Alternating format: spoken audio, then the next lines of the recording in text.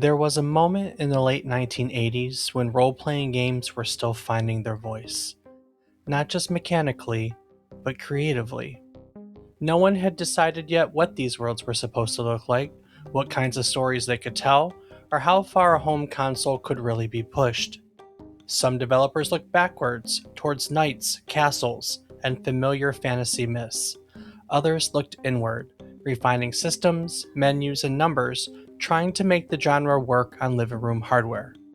And then there were the few who looked outward, towards the stars, towards distant planets, advanced technology, and futures shaped just as much by machines as by magic. That choice mattered more than anyone realized at the time, because for a lot of players, especially outside Japan, this wasn't a variation on an established genre. It was their first glimpse of what a console role playing game could be. In December of 1987, Sega released Phantasy Star, an ambitious science fantasy RPG that pushed hardware limits, challenged genre expectations, and helped define the early years of console role playing games. Today, we're looking at how that single release grew into a lasting legacy, one that shaped Sega, influenced the role playing genre, and still resonates decades later. So set your coordinates for the Algol star system and join us for today's interstellar trip down memory card lane.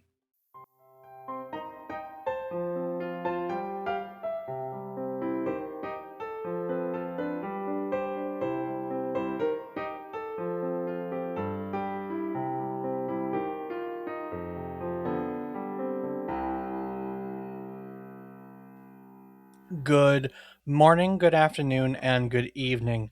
I hope these words find you well. Hello, and welcome to the 277th episode of our video game history podcast, A Trip Down Memory Card Lane. Each week, we'll tell you a story relevant to the current week in gaming history. It can be about a game or the people who have created it. It can be about a console or the technology that brought it to life. We often talk about the companies that bring it all together, making our hobby, video games, a reality. While telling you each story, we hope to teach you something new about the topic, what it took from the world as its inspiration, or what it gave back to the world in its legacy. This week, we are turning our eyes towards the stars, or more specifically, the Algol star system. In 1987, Sega released Phantasy Star, an ambitious role playing game that pushed hardware limits, challenged genre expectations, and helped define what console RPGs could become. It introduced one of gaming's earliest female protagonists, blended science fiction with fantasy in ways that few dared, and laid the groundwork for a franchise that would span decades, consoles, and even entire mediums. Today, we're exploring where that journey began, how it evolved, and why Phantasy Star still matters all these years later. I'm David Casson, and as always, I'm joined by my co host, who would absolutely spend half the adventure getting lost in those early 3D dungeons. He's my brother, Rob Casson. Rob, do you think you'd survive a trek through Algol, or would you get eaten by an antlion before the very first save point? Well, probably the antlion. Probably the antlion. Yep. Yeah, that's a fair statement. That's definitely a fair statement. Me too. If I see something interesting on the ground, like ooh, shiny, I'm gonna go for it, and that will be the end of me someday. Yeah, I agree. Yeah, I know. I already can foresee it. I'm gonna be reaching down to pick up a penny, and then I'm gonna be with Saint Peter at the pearly gates. So, well, Fantasy Star. Ever come across it? I feel like I have. I swore that I played it was I want to say it was PC and that it was the online version, but I don't know. I feel like I might be getting it mixed up with something else. Okay, fair enough. Fair enough. I myself have no familiarity with Fantasy Star. It is a series that has escaped me for all these years, which is kind of sad because after doing some research and learning about it and watching it, it legitimately looks like something that is 100% up my alley as a like sci-fi and a fan and RPG fan and so on and so forth. So, uh what happened? I don't know. You're playing something else. Yeah, ain't that the truth? I am always, always, always playing something else.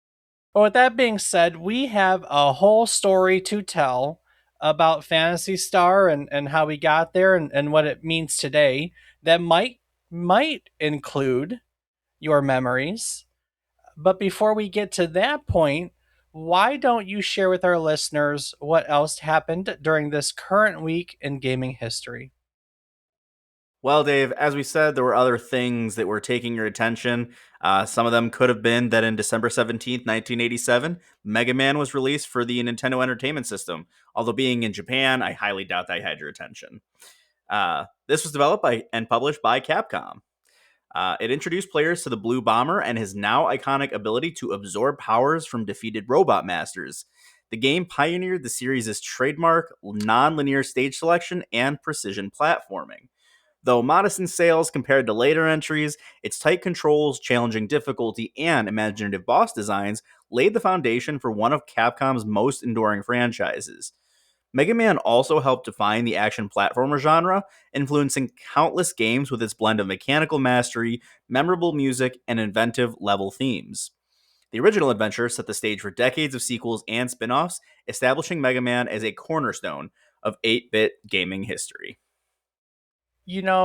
Mega Man may have not had my attention on December 17th, 1987, but by the time it came to the United States, it definitely had my attention. I played all the Mega Mans, probably up to Mega Man, I'd say X, maybe a little, well, the X series on the SNES. I don't remember playing it much after the Super Nintendo, but pretty much everything in the 8-bit and 16-bit era, I was a huge Mega Man fan, played all of them. So that's on the list somewhere. Okay, fair enough. Well, one that I doubt was on your list but did influence a game that I'm sure that you played was Sweet Home, which was released for the Famicom in Japan on December 15th, 1989. Based on the horror film of the same name, this ambitious title blended RPG mechanics with atmospheric exploration, limited resources, and character permadeath, a design element that would later help define the survival horror genre. Players guided a team of filmmakers trapped inside a haunted mansion, each character possessing unique abilities needed to solve puzzles, manage danger, and uncover the dark history of the estate. Its oppressive mood, stranded setting, and clever use of tension directly influenced Resident Evil, whose development team cited Sweet Home as a foundational inspiration. Though it never saw an official release outside of Japan, Sweet Home is now widely recognized as a groundbreaking precursor to modern survival horror and one of the most important early entries in the genre. Yes, when we talk about that in our episode on the original Resident Evil. So go give it a listen if you want to hear about what exactly Resident Evil borrowed from Sweet Home. And on the theme of influencing later titles, on December 15th, 1989, Herzog's Vi was released for the Sega Genesis in Japan, developed by Technosoft. Often cited as one of the earliest real time strategy games, it blended direct unit control with base management and resource deployment in ways far ahead of its time. Players piloted a transforming mech capable of commanding, transporting, and supporting AI units across large battlefields, creating a fast paced hybrid of action and strategy rarely seen in the 8-bit or 16-bit eras. Though modest in commercial impact at launch, Herzog's Vi became profoundly influential. Its design directly inspired genre defining RTS titles such as Dune 2, Warcraft, StarCraft, and Command and Conquer. Its emphasis on lane pressure, unit spawning, and map control also planted early seeds for what would eventually become the MOBA genre. Today, Herzog's Vi is celebrated as a visionary precursor to modern strategy gaming and one of the most important early experiments in real time tactical design, which makes December 15th, 1989 a foundational day for both strategy and survival horror games. Definitely an important day in gaming history. Indeed, it was. And it even across years, it can be one that is just continuing to hit, especially in Japan. Because on December 15th, 1995, Suikoden was released for the PlayStation in Japan, developed and published by Konami. Inspired loosely by the Chinese classic Water Margin, the game told the story of a young noble drawn into a rebellion against a corrupt empire, ultimately recruiting from a massive roster of 108 stars of destiny. With its political intrigue, tactical scale battles, one on one duels, and fast party based turn combat, Suikoden stood apart from other JRPGs of its era. Its castle building system, where your headquarters grew and evolved as you recruited allies, became one of its most beloved features. Though modest in presentation compared to some of its flashier contemporaries, Suikoden earned critical acclaim for its heartfelt storytelling, large cast, and ambitious world building. The game went on to become a cult classic, launching a long running series and influencing narrative driven RPGs for decades. I have nothing for that one. I've never played it. I mean, that's fair. Oh, another game I think I would like, but here we are. Too many games, too little time. Well, you could always just play the games faster, Dave. And in the terms of faster, on December 20th, 2001, Sonic Advance was released for the Game Boy Advance in Japan, developed by Sonic Team and Dimps and published by Sega. Marking Sonic's first original adventure on a Nintendo platform, the game delivered fast paced 2D side scrolling action reminiscent of the Genesis classics while introducing modernized sprite art and new moves like the grind rail. Players could choose between Sonic, Tails, Knuckles, and Amy, each offering unique abilities across a colorful set of zones designed to recapture the series' signature momentum based gameplay. Praised for its speed, responsive controls, and faithful return to Sonic's roots, Sonic Advance became a standout early title on the GBA and helped usher in a new era of handheld Sonic games. And with that, Dave, I think it's enough about the old games, and we're looking to talk today's topic. So, why don't you take it away? What Yes, what what's indeedy. what's going on with Fantasy Star? Where'd it come to be? What's going on in Well, before we get to Fantasy Star, we have to go way back, way back. How far? In the late 1980s, as we have previously explored, role playing games were starting to make serious inroads with console players. Japan had already fallen in love with the genre thanks to Dragon Quest in 1986. We talked about that one back in episode 143. And its runaway success convinced the rest of the industry that RPGs weren't just a niche experiment, they were a system selling genre. This growing wave of RPG popularity put Sega in a difficult position. Throughout the mid 80s, Sega was struggling really, to establish the Sega Master System in a console market dominated by Nintendo's Famicom and, as we know over here, the NES. And while the Master System was, on paper, a more advanced piece of hardware, it didn't really matter much. Nintendo's licensing agreements were famously restrictive at the time, often requiring exclusivity. So if a developer signed with Nintendo, they weren't allowed to publish the same game elsewhere. And so the end result, if you flip through the Master System library, you'll notice something right away. Sega published the majority of its own games.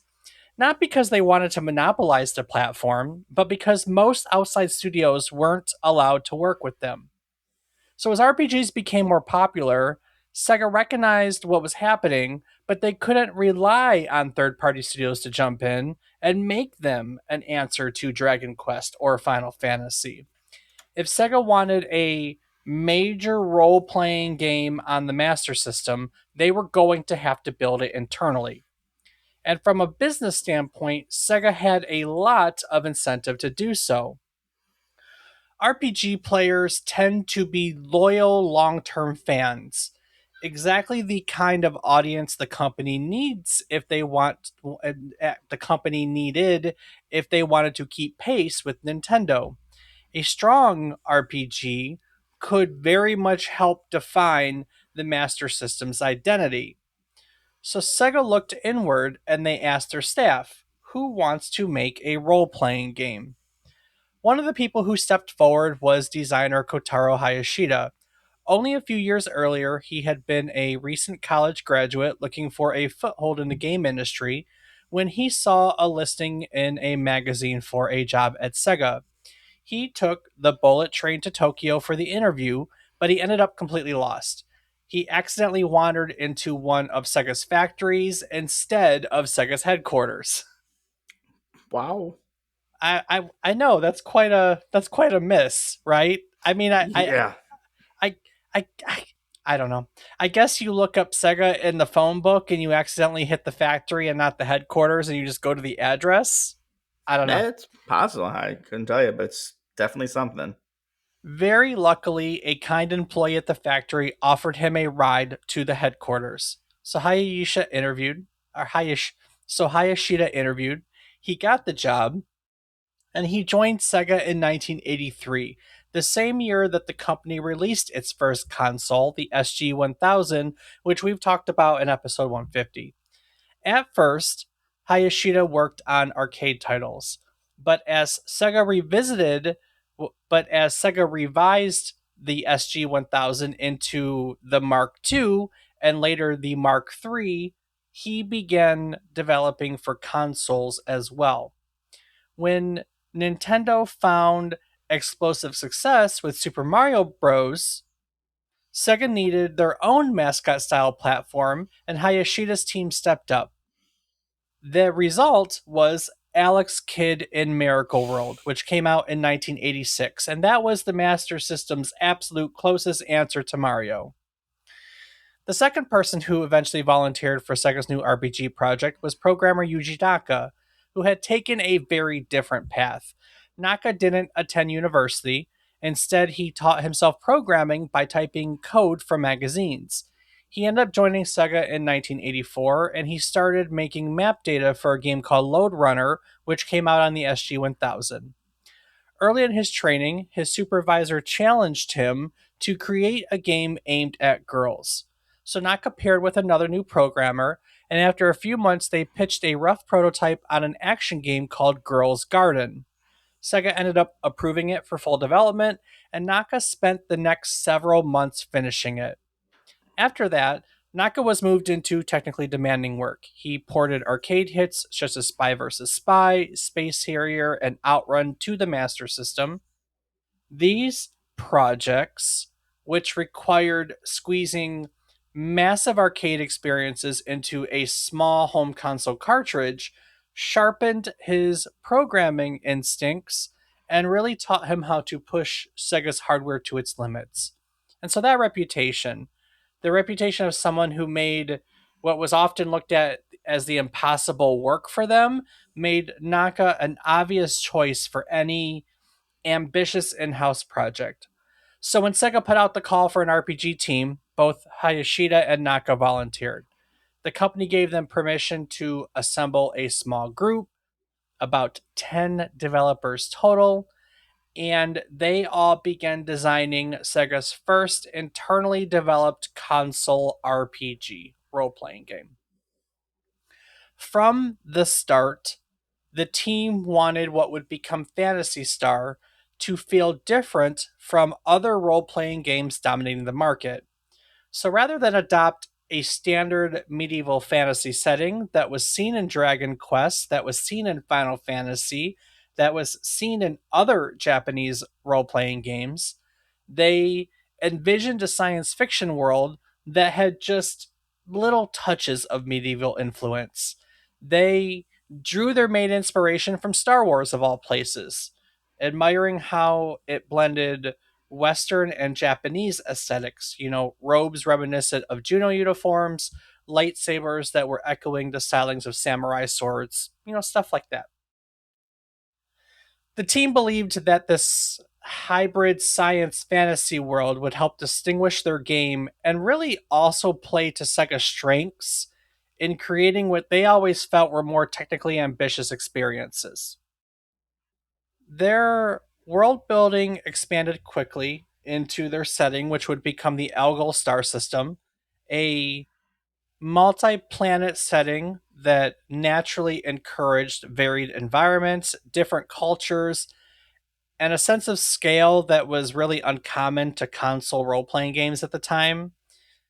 This multi planet structure became one of the entire franchise's defining traits. The game also broke new ground in its characters, particularly its protagonists. The team wanted a hero who stood apart from the male dominated cast of most role playing games at the time, and so they centered their story on Elise, one of the first female protagonists in a Japanese role playing game. Lead graphic designer Rieko Kodama, one of the earliest prominent women in the video game industry, took the lead on her design. Kodama would later say in interviews that she went through around a dozen drafts before finding a version of Elise that felt strong yet approachable, someone that female players could relate to and could root for. Kodama's role on Phantasy Star was pivotal, not just in designing Elise, but in establishing the game's visual identity. And notably, Phantasy Star had more women in key development roles than most Japanese game projects of the time. In addition to Kodama, Chieko Aoki wrote the game's story and script, and Miki Morimoto handled enemy balancing and extensive playtesting. Their contributions helped shape the game's tone, pacing, and presentation. Meanwhile, Hayashida contributed his fondness for unique traveler tools.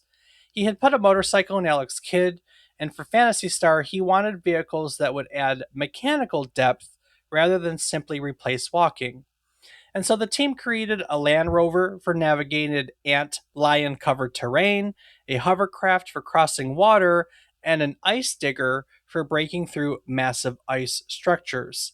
And these weren't just fast travel tools, they added puzzle like world interactions that set the game apart from everything else. And then, of course, there was Yuji Naka's technical ambition. Having worked on so many difficult ports, Naka wanted Phantasy Star to do something that Nintendo's Famicom simply couldn't handle. He wanted full screen 3D dungeons. Most RPGs of the time, like Wizardry for instance, that we've covered, rendered wireframe dungeons in tiny windows to keep the memory footprint small. But Naka aimed higher. Inspired by all the early PC dungeon crawlers, he wanted smooth forward animation and full screen rendering that made exploration feel more immersive. This became one of the earliest major technical pillars of the game. On top of that, the team implemented animated first person monster encounters and detailed event scenes, features that were either uncommon or non existent in other RPGs of the time. Now, all of this ambition made the game significantly larger than most Master System titles. The final ROM weighed in at 500 kilobytes or 4 megabits, making it only the second game on on that specific platform to use a chip of that size. In its entire library, there were only 4 Master System games that ever reached 4 megabit capacity. In other words, Phantasy Star wasn't just Sega's attempt to compete in the RPG space, it was a project defined by bold ambition, unique creative direction, and a team willing to push their hardware further than almost anyone else. It established a foundation for what Sega RPGs could look like, how they could feel, and what kind of stories they could tell. You know, Rob, what I love about Phantasy Star is how Sega pushed the Master System far beyond what anyone thought it could do. Big ideas, bold execution, but still accessible to players. And honestly, that reminds me of how easy podcasting can be today when you've got the right tools. Yeah, no massive ROM chips or hacked together tech, just something that works when you need it to. Exactly. And that's exactly why I use Zencaster. It's the all in one podcasting platform that makes recording incredibly simple. Just log in from your browser, hit record, and you're instantly capturing studio quality audio and up to 4K video. No special hardware required. But what if something glitches, Dave? Back then, one bad cartridge connection and you were done. Well, that's where Zencaster shines. It uses multi layered backups, so even if your connection drops, your recordings stay safe and the highest quality. No corrupted saves, no lost progress. And editing? I'm guessing I don't need to grind XP just to clean up a few ums and uhs. Not at all. Zencaster's post production tools automatically remove background noise, trim filler words, balance your levels. The whole cleanup happens with a single click. You get polished results without any of the busy work. So once the show's ready, how do I get it out there? Not all of us have Sega's distribution power. Well, that's probably the best part. Zencaster lets you publish your podcasts directly to Spotify, Apple Podcasts, and all the other major platforms. From recording to release, everything happens all in one place. So podcasting without the hardware limits. I can get behind that. How do our listeners try it out? Just go over to zencaster.com/pricing and use our offer code, all one word, memory card lane, and you can get 30% off the first month of any Zencaster paid plan. If you ever wanted to start sharing your own stories, this is by far the easiest way to begin. So grab that discount and start your own quest. No rare cartridges required. That's right. Head over to the Zencaster, use our offer code, all one word, memory card lane, and you can get 30% off your first month. Now, let's step back into the world of Phantasy Star. When Phantasy Star hit store shelves in Japan on December 20th, 1987, inevitably just 2 days after Final Fantasy launched on the Famicom, it quickly became clear that Sega had done something special. The game was ambitious, expensive, and unlike anything else on the Master System. When Phantasy Star hit store shelves in Japan on December 20th, 1987, literally just 2 days after Final Fantasy launched in the Famicom, it quickly became clear that Sega had done something special. The game, as we know, was ambitious, it was expensive, and unlike anything else on the Master System. And I do mean expensive. At 4 megabits with a battery backup and in the midst of a global chip shortage that was going on, it became the priciest cartridge in every region where it released. In Japan, it was even hard to find in stores. When the game ended up arriving in the United States the following year, that trend continued and then some. Phantasy Star launched at $69.99. Think about that in 1987, with some retailers, such as Toys R Us, selling it for as much as $80. Jesus. I saw a Reddit thread where people were comparing. One guy said he picked it up for $100 even. That's just ridiculous for the time. That makes it the most expensive home video game ever sold at that time. For perspective, when the Master System 2 eventually hit the market, the console itself was only $10 more than the advertised cost of this one game. Yeah, it's just ridiculous. And Sega had their reasons. Like I said, the cartridge was enormous for its era. 4 megabits, which is 512 kilobytes. It's 4 times the amount of the rest of them. Most cartridges are only 128 kilobytes. And this one also included a battery backup that allowed separate save files. That's something that a lot of games didn't have at the time. Back then they were relying on password systems. And if you were playing in North America, you weren't even getting the full experience, at least not musically. The Japanese release supported FM audio through a Yamaha chip that was found in the Mark III, which we didn't have over here. That enhanced soundtrack featured richer instrumentation and a deeper, fuller sound. The American Master System lacked FM hardware entirely, so we only got a pared down musical soundtrack. It really wasn't until years later, when people were introduced to the game through either emulation or modern ports, that many fans heard the soundtrack the way the developers originally intended. Despite all of this, the cost, the variety between regions, and so on and so forth, players and critics were blown away. Contemporary reviews praised the game's visuals, its animated monsters, its presentation, and especially its forward thinking 3D dungeons. In the West, Phantasy Star was, in fact, one of the earliest Japanese RPGs ever localized, so we got it before even Dragon Quest or Final Fantasy. Magazines would describe it as sprawling, atmospheric, and technologically superior to anything that Nintendo had on the market. And yet, despite all of this praise, it did not save the Master System. Sega's hardware challenges, their attempts to get into the market, were simply too big. But what it did do was far more important. It proved to Sega themselves that they could build a world class role playing game and eventually franchise. And that confidence is what carried them into the concept of franchise, what carried them into the 16 bit era. In 1989, Sega took that confidence and they returned to the world of Algol with Phantasy Star II, the first role playing game for the Sega Genesis, their 16 bit console, and at the time, absolutely the largest home console game ever created. Phantasy Star II was built on a 16 megabit cartridge, a size that no other console game had barely reached. Phantasy Star II was literally pushing the physical limits of what consoles could store. That extra space wasn't just a marketing bowling wasn't just a marketing bullet point. It was the result of bigger worlds, more complex graphics, deeper storytelling, and an overall scope that dwarfed what players were used to seeing in console RPGs. For Phantasy Star II, many of the original staff returned.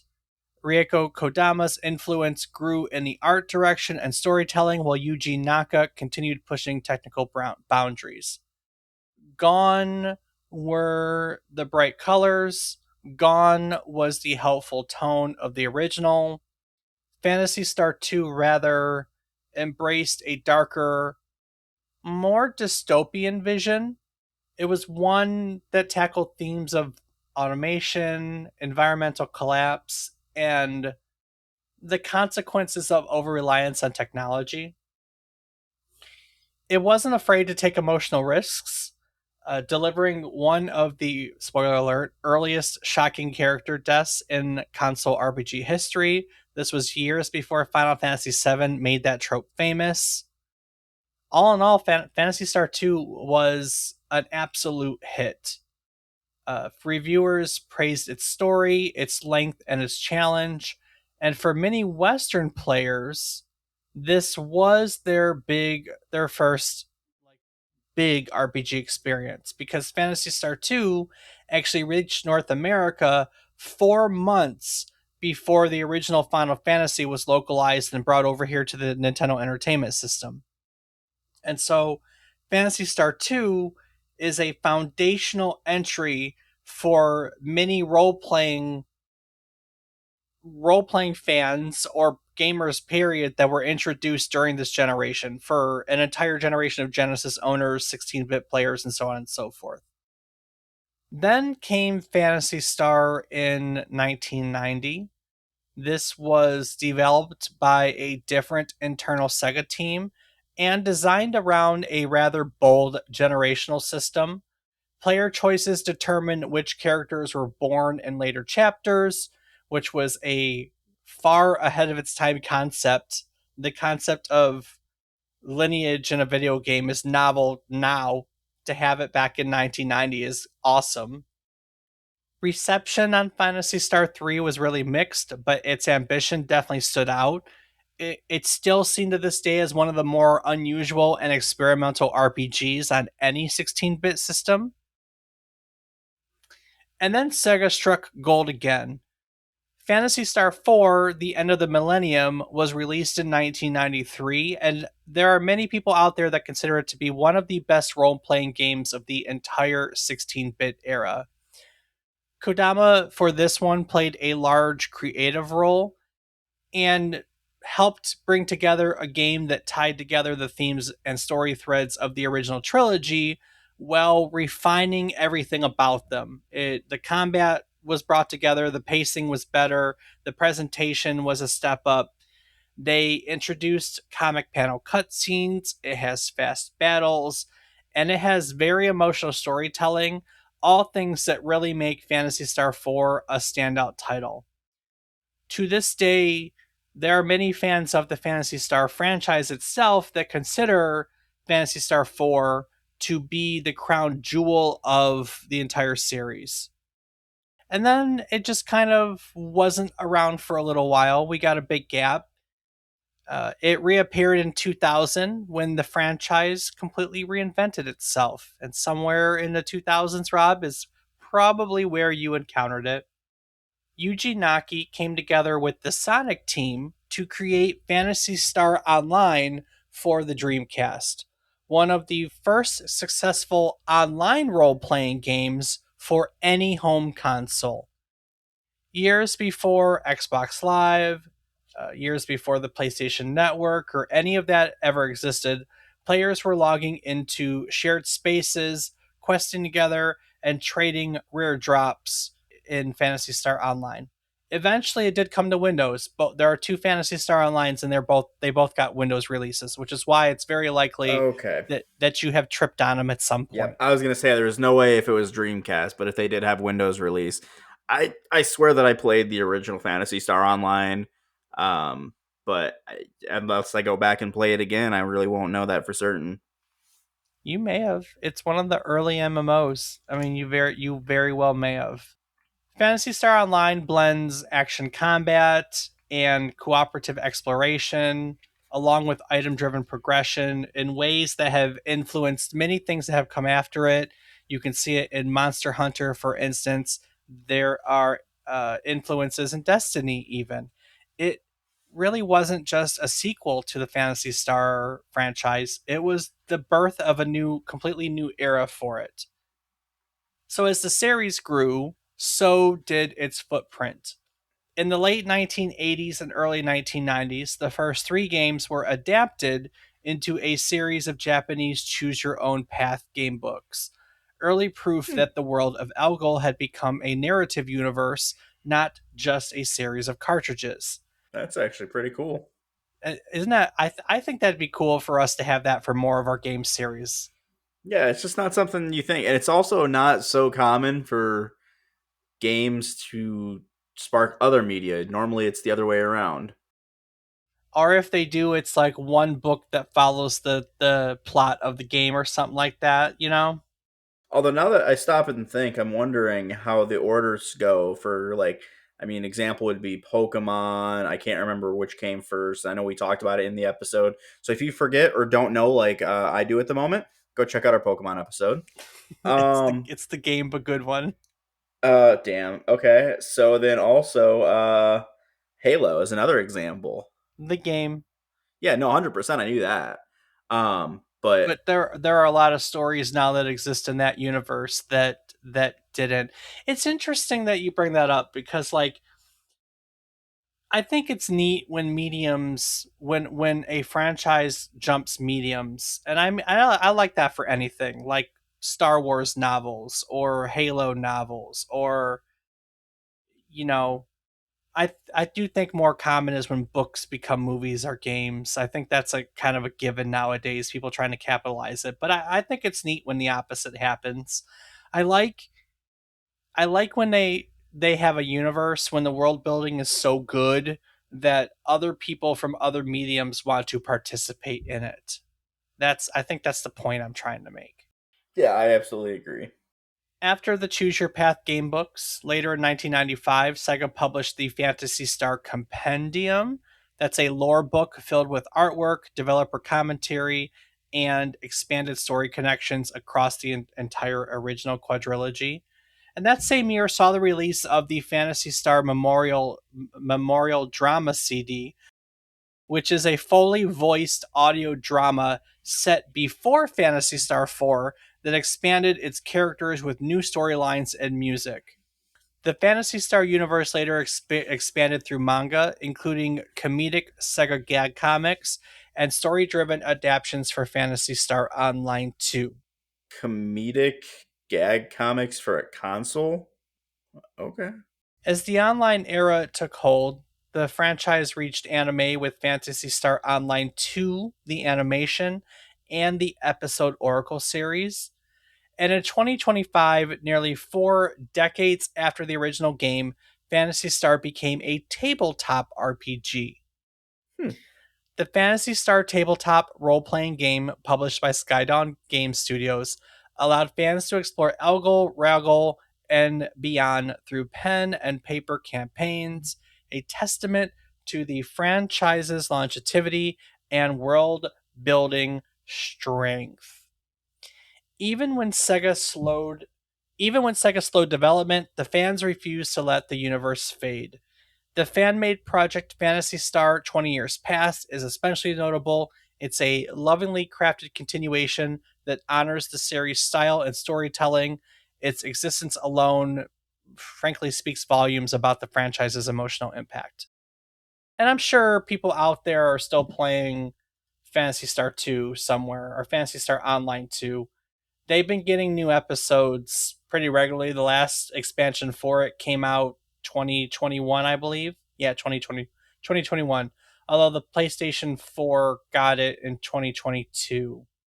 So 2022 would be the last release in the series. So people are still playing Phantasy Star Online 2, which is a free to play online action role playing game set in the Phantasy Star universe. So there's definitely still people out there that are enjoying this universe, albeit in this new online form. I mean, I get it. Playing games like that. I mean, shit.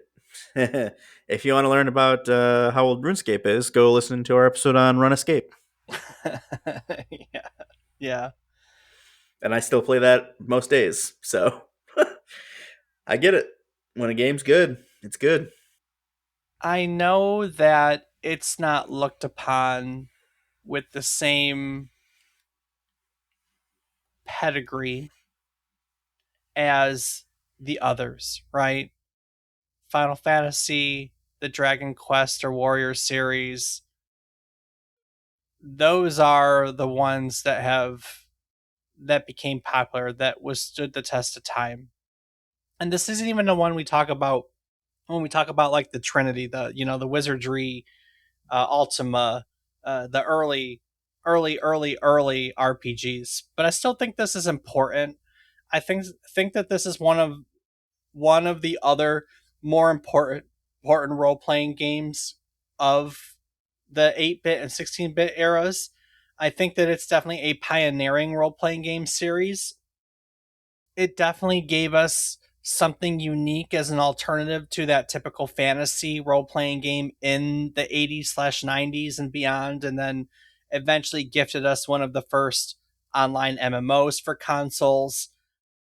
When people look back on it, I know that they typically use words like revolutionary, ahead of its time, and foundational to the rise of console RPGs here in the West. And they look at it in a way that it blended science fiction and fantasy long before that was common. It introduced one of the genre's earliest female protagonists. We don't typically look at that. Instead, we always praise Samus for as that, but here was someone here who was also trying it. It pushed hardware beyond expected limits, first with 3D dungeons on the Master System, then with the largest cartridge ever released on a home console, and again eventually with online role playing on the Dreamcast and beyond. The series also launched careers like Rieko Kodama, Yuji Naka, and Naoto Oshima. These are artists and designers who would go on to shape Sega's identity across decades. And through its games, its books, its drama CDs, manga, anime, tabletop RPGs, and passionate fan projects, Phantasy Star has grown into something more than just a set of games.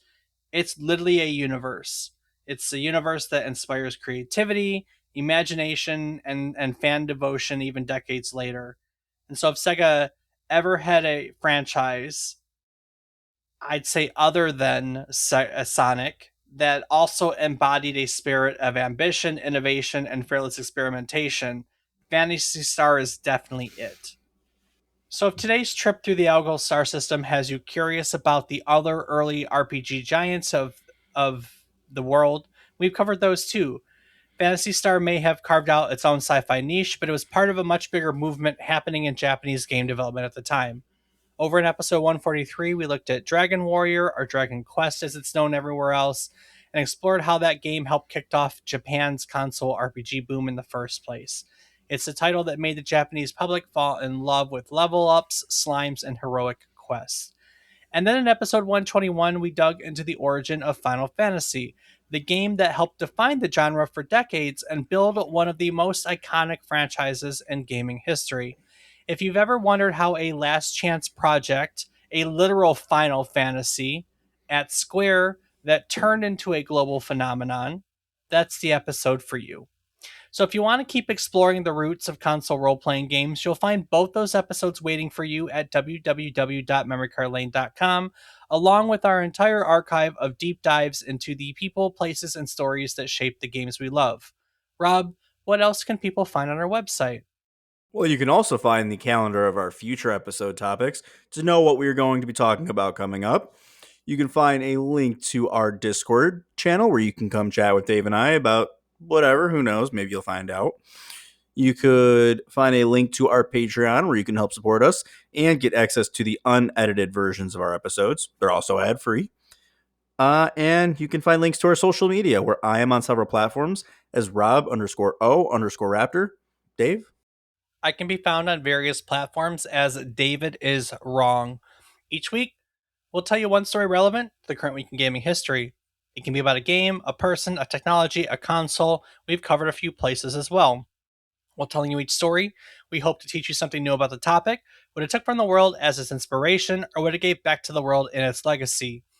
When we sit down to research new topics each week, we get excited when we find out new things to share with you. It's a fantastic cycle of teaching and learning, learning and teaching, and in celebration of said cycle, we like to talk about our takeaways each week. So, Rob, what did you learn today? Well, Dave, I know we touched on it a little bit earlier at the time, but I still think it's just amazing that Fantasy Star is one of those games that was able to bridge the gap between other medias and just spread out so much. As I listened to the rest of the history here, I did think of a couple other. Mario was an example. I had another one that I completely just spaced on, but it's still not the norm that you hear. Often we know great games are just great games and they don't create other things. And it's awesome as to know that this one was one of those that was able to spawn a bunch more media just from it starting out as a video game. And even though it's not one that crossed your path, and I don't really remember if it's even one that crossed mine, I just have a vague recollection of Phantasy Star Online. It's kind of cool to know. And obviously it's a pretty big inspiration in the RPG world, so it's good because it paved the way for games that we both do love in the genre. So, um, all in all, cool, awesome, and I kind of want to go back and check it out now because it's really bothering me if this is the one I played or not. So. I don't know. We'll keep you posted on that. Maybe that's why you come to our Discord channel and find out. You can ask the question there, and maybe I'll play the game and find out. So that's it for me, Dave. What about yourself? I enjoy finding out the interesting things about a game, like what makes this game unique and different from other games. So, not having a lot of familiarity with it and finding out that it was another female protagonist that existed in the late 80s, I think that's pretty freaking cool. And I think the fact that it was so technologically ambitious is incredibly interesting. I don't look back at the Sega and think about that. I know it exists. Like in my brain, I know that the Sega was superior to the Nintendo, but it wasn't what was popular. So as a kid, it wasn't what I experienced. And as a kid, you don't think about the fact that it was technologically superior, right? Like you don't think about it, so you don't recognize it and so on and so forth. So to kind of get a chance to go back and learn these things, just to think that in the early 90s we had like such a large sci-fi universe. We had female protagonists and we had game cartridges that were 4 megabits and 6 megabits, that these were the largest. I would have never have, if you had asked me in random trivia, what was the largest video game of the Sega Genesis era, or how many 4 megabit cartridges were there, I would have never been able to tell you before this episode. And I love stupid random facts like that. So that was my stuff. Yeah, I definitely still couldn't tell you that. Nice. All right, Rob. Well, before I wrap up this episode and look ahead to next week, is there anything you'd like to add to today's episode? Well, I will take one moment to say thank you so much to everyone for listening. It means the world to us, and we hope you enjoy getting to learn some fun, cool facts about the games that you may or may not love. So thank you, and we hope you continue to listen. Yes, indeed. There's something fitting about looking back on Phantasy Star, a series that always asks its players to look beyond the horizon.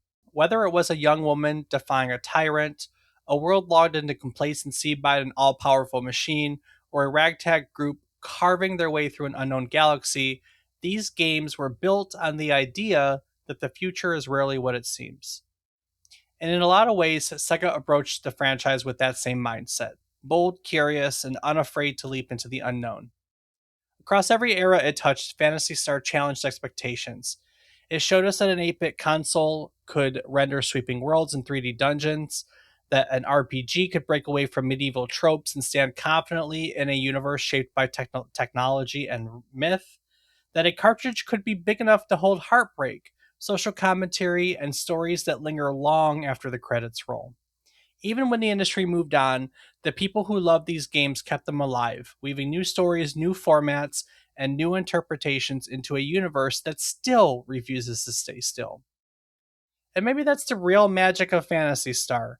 It reminds us that even the most ambitious ideas start small: one team, one console, one spark, and that they grow because someone believed the world was ready for something different.